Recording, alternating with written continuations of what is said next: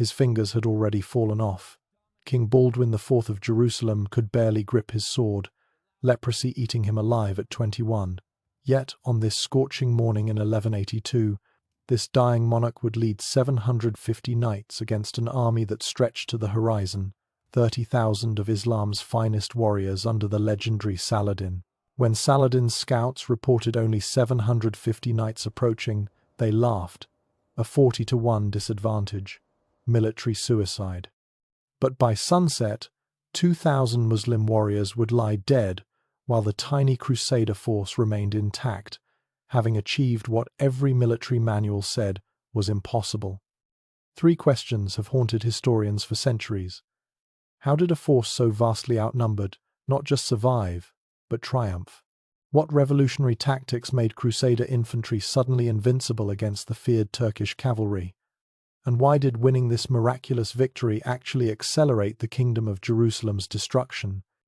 By the end of this video, you'll understand how a terminally ill 21-year-old king used a revolutionary tactical formation to achieve the impossible, why Saladin's own chroniclers tried to hide what really happened, and the cruel strategic trap that would ultimately doom the victors despite their triumph. The answers involve a secret formation called the Iron Hedgehog, a controversial decision to strip castle garrisons that should have meant disaster, and a lesson in economic warfare that Saladin would use to destroy the Crusader Kingdom just 5 years later. But first, you need to understand the powder keg about to explode. To understand how this impossible victory happened, let me take you to the scorching summer when a broken truce set the Levant ablaze. The year 1180 had brought exhausted peace to the Holy Land. A 2-year truce between the Christian Kingdom of Jerusalem and Saladin's growing Ayyubid Empire offered both sides time to regroup. Baldwin IV, the Leper King, ruled from Jerusalem despite his ravaging disease. At just 19, he'd already proven himself a brilliant tactician, but his body was failing faster than his kingdom.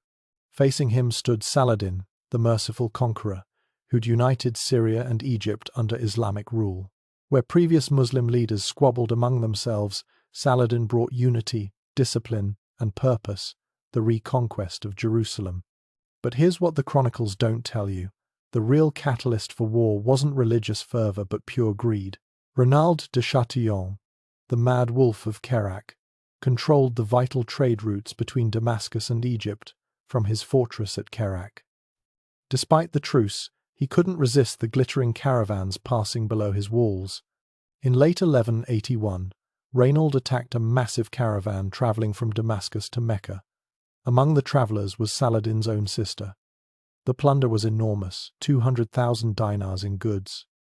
When Saladin demanded compensation and the return of captives, Reynald laughed. "Let your Muhammad come and save them," he supposedly replied. The insult shattered the fragile peace.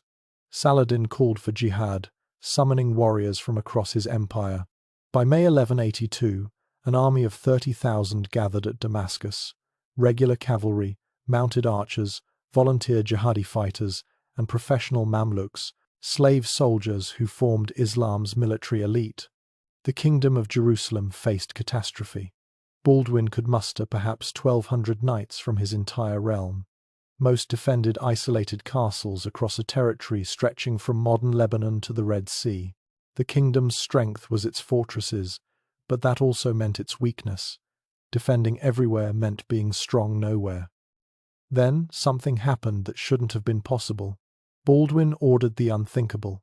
Strip the garrisons, leave minimum defenders in the castles, and concentrate every available man into one field army. It was either genius or suicide. As 30,000 warriors marched on 750 knights, the stage was set for annihilation. Saladin's host that emerged from Damascus defied comprehension. You have to understand what 30,000 men looks like. If they marched in column, the army would stretch for over 15 miles. Their daily food consumption equaled a small city. The dust cloud from their march could be seen from 20 miles away. The core of Saladin's army consisted of 12,000 mounted archers, Turks and Kurds, who could loose arrows at full gallop with devastating accuracy. Behind them came 8,000 regular cavalry armed with lances and swords. The remaining 10,000 included infantry, engineers with siege equipment, and irregular volunteers seeking paradise through jihad. The numbers are staggering. At peak battle, these archers could unleash 30,000 arrows per minute. Each warrior carried 2 bows and 60 arrows.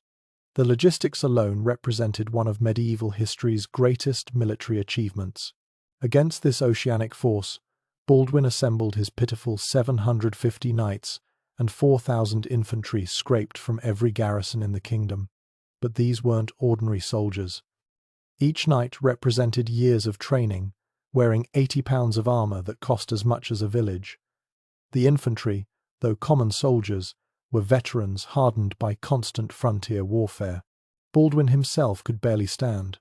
Witnesses described how attendants had to lift him onto his horse, his hands wrapped in silk to hide their decay, yet his mind remained sharp as the finest Damascus steel. Beside him rode Raymond III of Tripoli, the kingdom's most experienced commander, who'd urged caution against stripping the castles. Better to lose villages than the kingdom, he'd warned.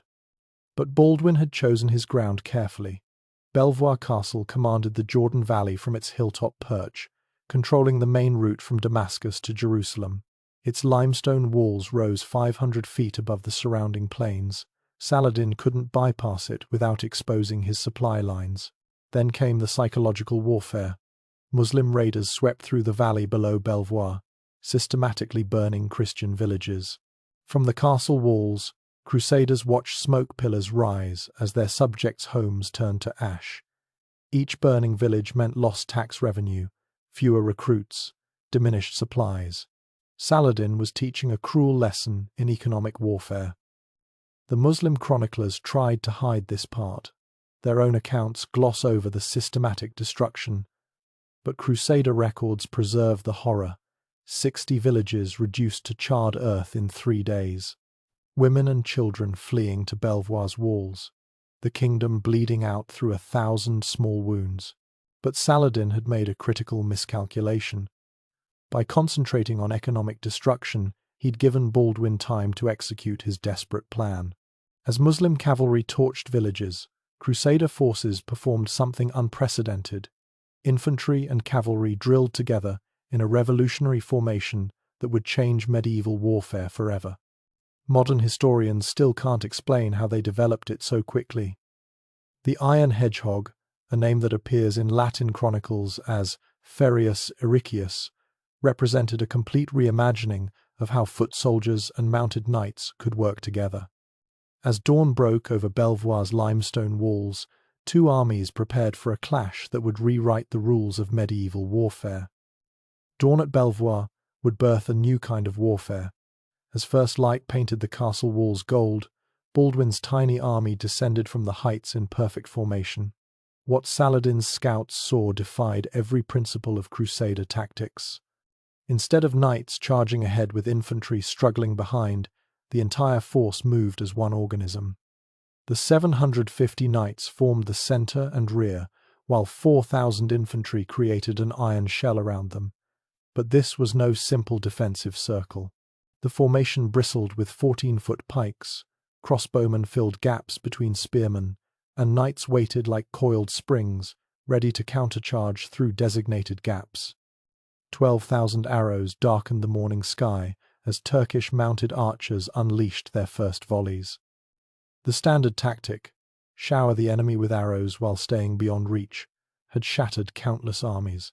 But then physics took over. The Crusader formation raised shields in perfect unison, creating an overlapping shell. Arrows designed to pierce mail at 50 yards lost most of their power at the 200-yard range the mounted archers preferred. The ground literally shook as 8,000 Muslim cavalry prepared for the first probing charge. Their commander, Emir Muzaffar al-Din, had broken Christian armies from Spain to Syria. He watched for gaps, for panic, for the moment when discipline cracked. The first charge hit like thunder. 500 Mamluks in the vanguard, the finest heavy cavalry in Islam, smashed into the Crusader line at full gallop. This is where it gets genuinely insane. Instead of breaking, the infantry line bent backward like a bow. absorbing the impact. Pikes shattered, men screamed, horses reared, but the line held. Here's the detail that changes everything. As the Muslim cavalry pulled back to regroup, crossbow bolts erupted from the Crusader formation. At 50 yards, a crossbow bolt could punch through mail armor like paper. In 30 seconds, 80 Mamluk elite lay dead or dying. But Baldwin had collapsed mid-command. The disease that ate his body chose this moment to strike. Witnesses reported him falling from his horse, caught by his bodyguard before hitting the ground. Yet even from a litter, the Leper King continued directing the battle. "Hold formation," he gasped. "Let them come to us." The pattern repeated. Muslim charges, the line bending but not breaking, devastating crossbow volleys as attackers withdrew. What happened in the next 30 seconds changed medieval warfare forever. Frustrated by the defensive formation, Turkish commanders ordered their specialty, the feigned retreat. 500 cavalry charged again, but this time they fled after minimal contact, hoping to draw eager knights into pursuit. It had worked countless times before. Young knights, blood-hot with battle fury, would chase the fleeing enemy, only to be surrounded and slaughtered when the Turks wheeled around. But the Crusaders had one advantage nobody expected: absolute discipline born of desperation. Not a single knight broke formation. The infantry held their ground like statues. The feigned retreat, terror of battlefield tactics, had failed completely. Saladin watched from his command position on a nearby hill, counting Crusader casualties, measuring their cohesion. The great general's calculation was precise. Traditional tactics weren't working. The Iron Hedgehog was proving impervious to every standard approach. What followed would shatter everything Saladin thought he knew about Crusader tactics. Instead of waiting passively, Baldwin ordered something unprecedented. The entire formation began advancing, not charging, advancing. Step by synchronized step, the Iron Hedgehog rolled forward across the plain. Imagine the sound of 4,750 men moving in perfect unison, the rhythmic crash of armored feet, the forest of pikes catching morning sunlight. The psychological impact was devastating. Muslim cavalry, trained for mobility and fluid combat, faced an advancing fortress of steel and determination. Then Saladin gave the order that would transform disciplined advance into chaotic hell. Full assault, all cavalry divisions. Saladin's command echoed across the Muslim lines. 8,000 horsemen thundered forward in the largest cavalry charge of the Third Crusade era. The ground shook with such violence that men inside Belvoir Castle later swore the walls trembled. The sensory overload was overwhelming. Dust clouds rising 100 feet, the scream of thousands of horses, the crash of steel on wood as lances met pike shafts. The Crusader line disappeared in a maelstrom of horses, dust, and violence. But then came the moment that would echo through centuries of military history. The Iron Hedgehog didn't just bend, it flexed like a living thing. As Muslim cavalry crashed into one section, that portion of the line would buckle backward, while adjacent sections swung inward like closing doors. The attacking cavalry found themselves not breaking through but being funneled into kill zones. Crossbow bolts flew from 3 directions into packed masses of horsemen. At point-blank range, the devastation was absolute. A Templar knight later wrote, "The Saracens fell like wheat before the scythe. Their magnificent cavalry, pride of Islam, died pressed against our pikes, unable to advance or retreat. In 20 minutes, 400 Muslim cavalry lay dead or dying. The mathematics were brutal. At this exchange rate, Saladin would lose his entire mounted force before breaking the formation. The attacking waves pulled back, leaving a carpet of dead horses and men. But Saladin wasn't retreating. He was learning. The next assault combined every Turkish tactical trick. 2,000 light cavalry attacked in waves, each group feigning retreat after minimal contact. They wheeled, charged from new angles, tried to draw out impetuous knights.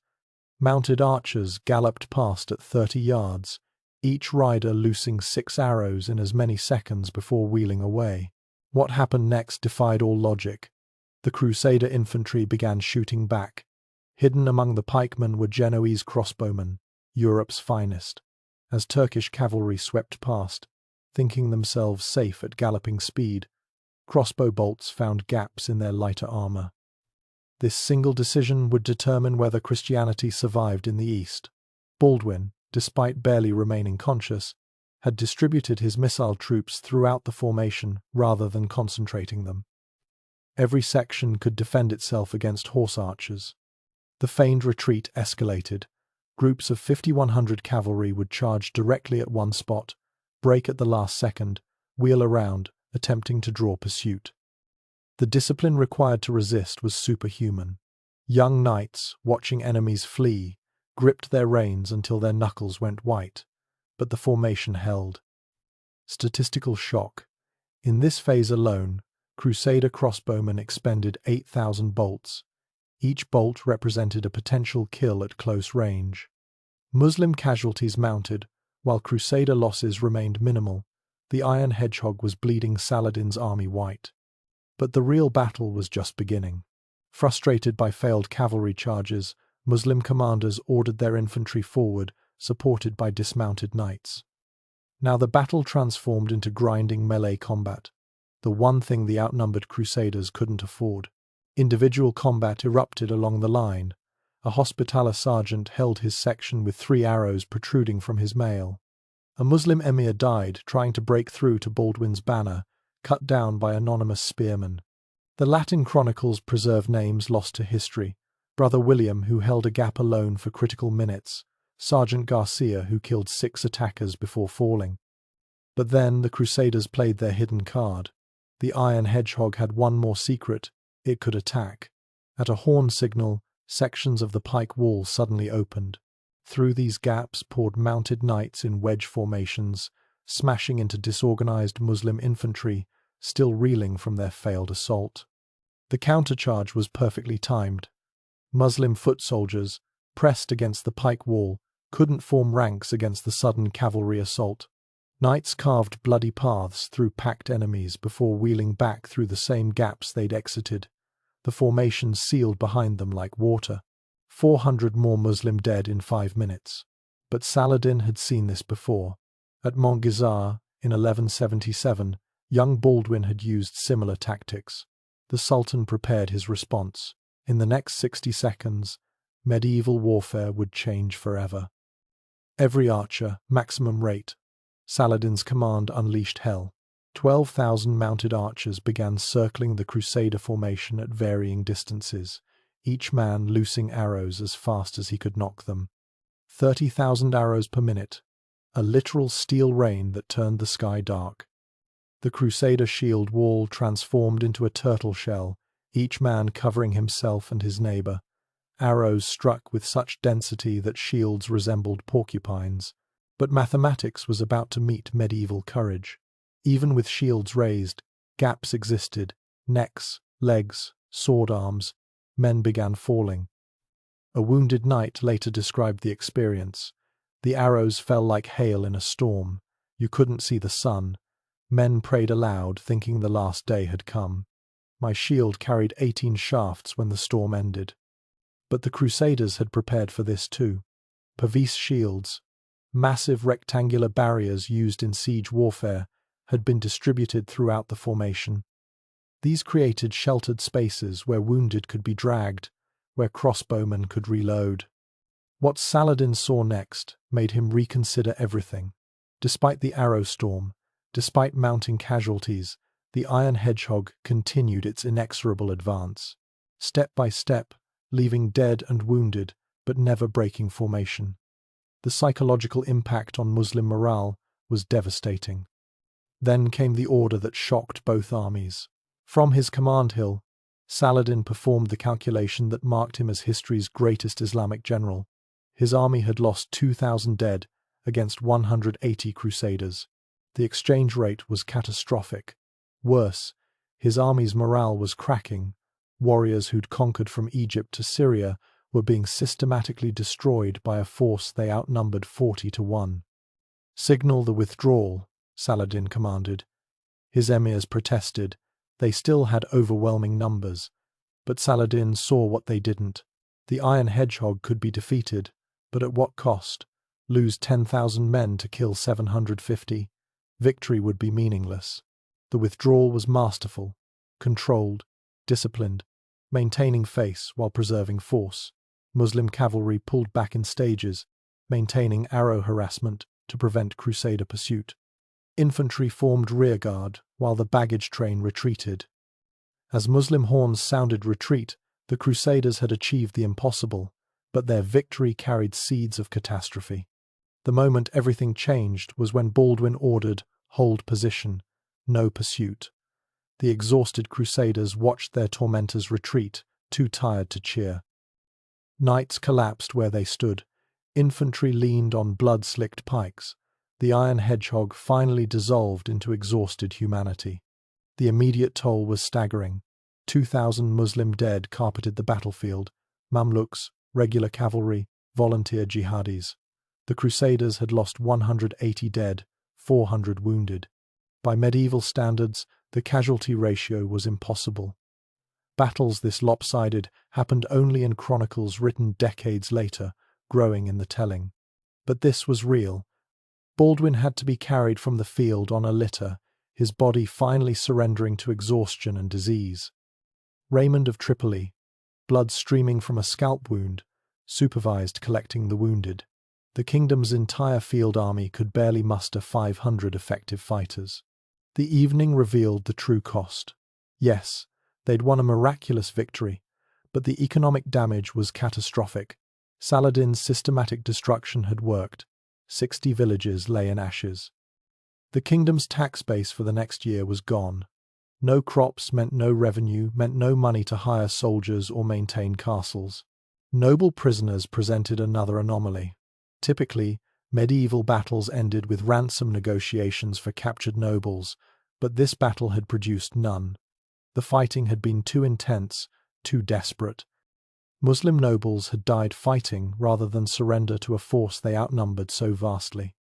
The few Crusader knights who fell had been immediately killed, no quarter in this savage arithmetic. In the Crusader camp that night, exhaustion overwhelmed celebration. Men prayed in gratitude, but also in fear. They'd survived today, but what about tomorrow? The Muslim camp, 3 miles distant, glowed with thousands of fires. Saladin still commanded 28,000 men. The Crusaders couldn't fight another such battle. But in winning, the Crusaders had sealed their doom. The victory at Belvoir revealed a fatal strategic trap that would doom the Kingdom of Jerusalem. Baldwin had proven that concentrated Crusader forces could defeat much larger Muslim armies. But concentration meant stripping garrisons, leaving territories defenseless against raiders. You're watching the birth of economic warfare in its medieval form. Saladin had discovered the kingdom's Achilles heel. It didn't matter if Crusaders won every battle if they had no economy to sustain their castles and knights. The 60 burned villages represented 100,000 bezants in lost agricultural revenue. That equaled the cost of maintaining 500 knights for a year. The path to Hattin was now clear. Saladin wouldn't seek pitched battles against concentrated Crusader forces. Instead, he'd force them to defend everywhere at once. Raid here, threaten there, besiege an isolated castle, burn more villages. The kingdom would bleed out through 1,000 cuts. Modern military historians recognize Belvoir as a precursor to contemporary asymmetric warfare. The weaker force achieved tactical victory through superior cohesion and innovative tactics. But strategic victory belonged to the force that could sustain operations. Saladin could replace his losses, Baldwin couldn't. The iron hedgehog formation itself deserves recognition as one of history's great tactical innovations. Combining pike squares, integrated missile troops, and rapid countercharge capability, it presaged the Swiss pike formations and Spanish tercios by 3 centuries. Yet it died with the kingdom, requiring trained, disciplined troops the Crusader states couldn't maintain. 5 years later, at Hattin, Saladin applied every lesson from Belvoir. He forced the Crusader army to abandon water sources, exhausted them with constant harassment, then struck when they broke formation. The kingdom that had seemed invincible at Belvoir collapsed in a single day. Think about what this means for understanding military history. Sometimes winning every battle guarantees losing the war. The Crusaders' tactical genius at Belvoir taught their enemy the strategy that would destroy them. Victory carried the seeds of ultimate defeat. The dying king, who defied 30,000 warriors, had won a victory that would echo through eternity and doom his kingdom within 5 years. Baldwin IV died in 1185, his body finally consumed by disease. He never knew that his greatest triumph had ensured Christianity's expulsion from Jerusalem. The age of chivalric warfare ended in a single afternoon at Belvoir. In its place rose a crueler arithmetic, economics over heroics, attrition over glory, strategic patience over tactical brilliance. Saladin had learned that to defeat the Iron Hedgehog, you didn't attack it, you starved it, and in 1187, that's exactly what he did.